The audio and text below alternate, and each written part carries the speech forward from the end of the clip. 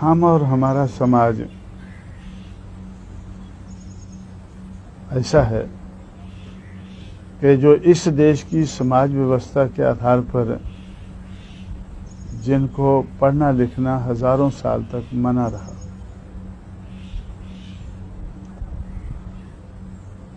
और उसके शिक्षा के अभाव के कारण जिंदगी के हर पहलू में ये लोग नीचे गिरे। हमसे पहले जिन महापुरुषों ने इनकी गिरावट को दूर करके इनको ऊपर उठाने की सोचा, तो ये बहुत पहले उन्होंने ये सोचा कि बहुत से कारण है इन लोगों की गिरावट के, लेकिन इसमें सबसे बड़ा कारण है शिक्षा का अभाव। तो शिक्षा के लिए सिर्फ हमने ही कोई प्राथमिकता नहीं दी है, बल्कि 1850 से लगभग 150 साल पहले महात्मा ज्योतिराव फुले ने जब इन लोगों को उठाने का काम शुरू किया, तो उस वक्त से उन्होंने ये काम शुरू किया था। उसके बाद छत्रपति शाहू महाराज ने इस बात को काफ़ी आगे बढ़ाया, और एक राजा होने के नाते उनके पास धन था। उस धन का दुरुपयोग करने की बजाय सदुपयोग किया और शिक्षा के मामले में इन लोगों को काफ़ी आगे बढ़ाया। फिर बाबा साहब अम्बेडकर को ये मौका मिला संविधान बनाने का, संविधान बनाकर फिर उसको लागू कराने का। तो तब उन्होंने शिक्षा के मामले में ये लोग सिर्फ पढ़ना लिखना ही ना सीखें, बल्कि उच्च शिक्षा की तरफ उन्होंने काफ़ी ध्यान दिया। ऊंची शिक्षा प्राप्त करके तो ये जो मार्के की जगह है, काम की जगह है, तो उन जगहों पर ये सेलेक्ट होकर तो अपने समाज को, दबे कुचले समाज को ऊपर उठाने का काम कर सकें। तो ऐसा उन्होंने भी ये सोचा और किया, और उससे सबक सीखकर हम लोगों ने सोचा कि ये इस मामले में हमें पीछे नहीं हटने, गाड़ी पीछे नहीं हटनी चाहिए, आगे बढ़ती रहनी चाहिए। जितना हम अपनी ज़िंदगी में बढ़ा सकते हैं हम बढ़ाएंगे। और यही नहीं, हम लोगों ने ऊंची शिक्षा हासिल करके ऊंची नौकरियों पर या ऊंचे जो ओहदे हैं उनके ऊपर जाने के लिए जिन लोगों को मौका नहीं मिला है, अभी तक नहीं मिला है, उनको मौका देने का हमने प्रबंध किया। इसीलिए हमने पिछले मौके पर ही भागीदारी भवन बनाना शुरू किया था, और अब जब दूसरा मौका मिला सरकार बनाने का, तो वो भागीदारी भवन अभी ऑपरेशन में आया। तो जब हमें ये फैसला करना पड़ा कि हमें प्रेसिडेंट रूल को समाप्त करके सरकार बनानी चाहिए, तो किसी एक पार्टी की सरकार बन नहीं रही थी,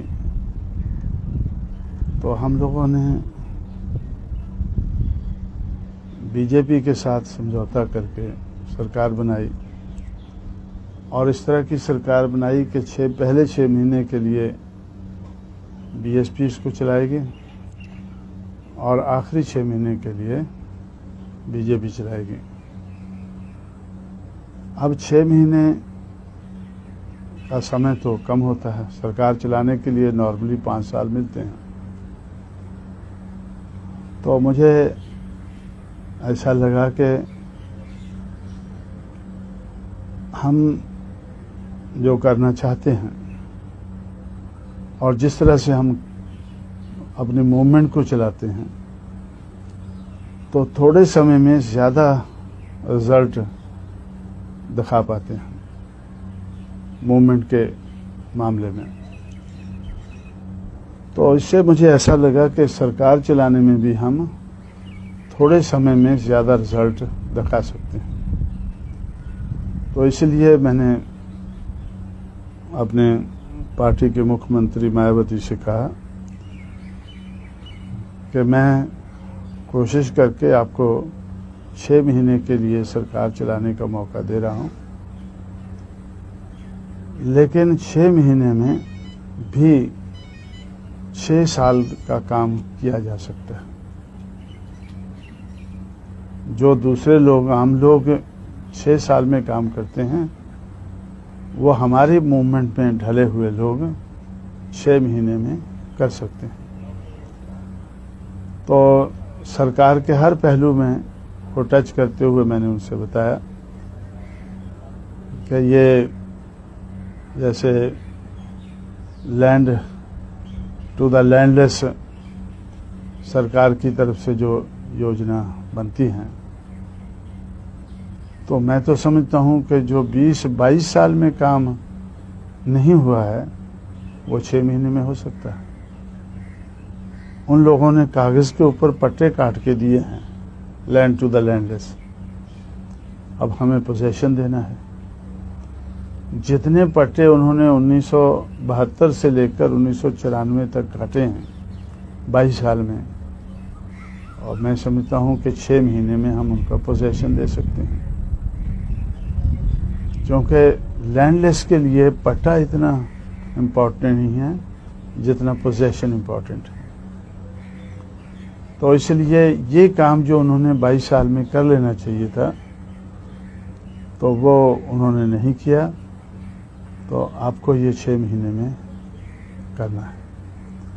इसी तरह से डॉक्टर अंबेडकर ग्राम विकास योजना,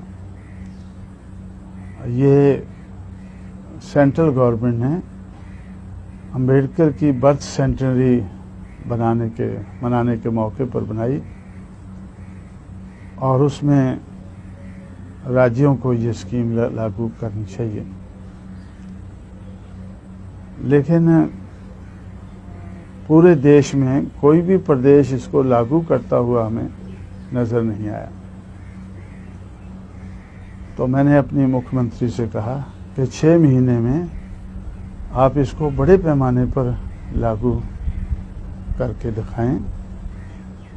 इससे उत्तर प्रदेश में तो लाभ होगा ही, लेकिन दूसरे प्रदेशों में भी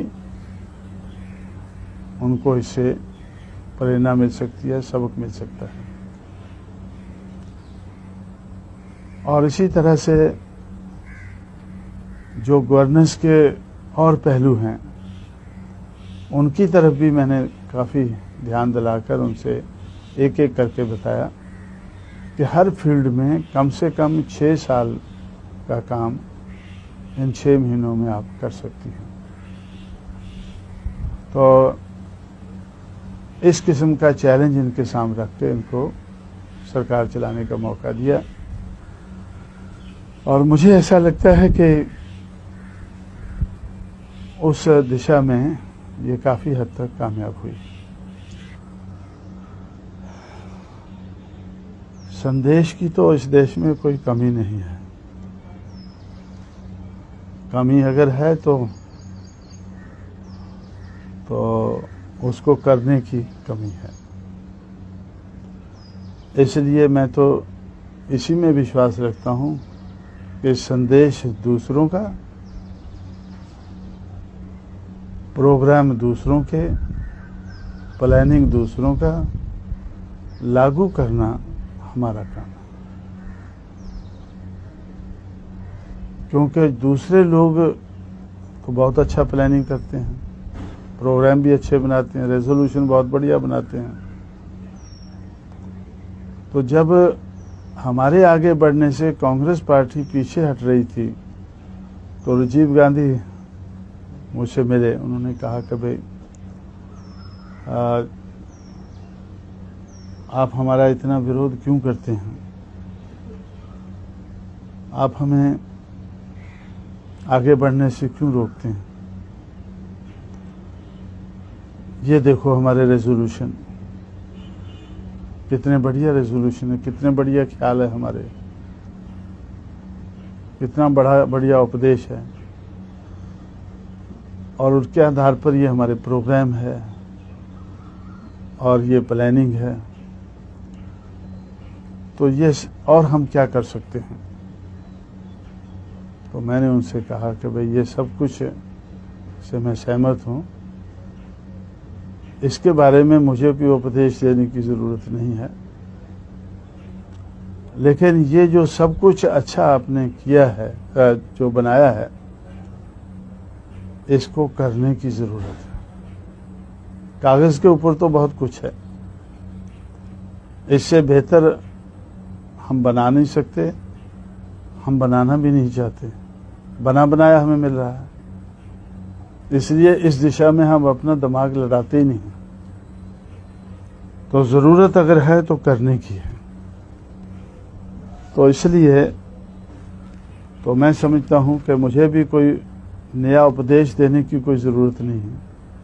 उपदेश देने वालों की इस दुनिया में, इस देश में कोई कमी नहीं है, लेकिन उस उपदेश को लागू करने की कमी है।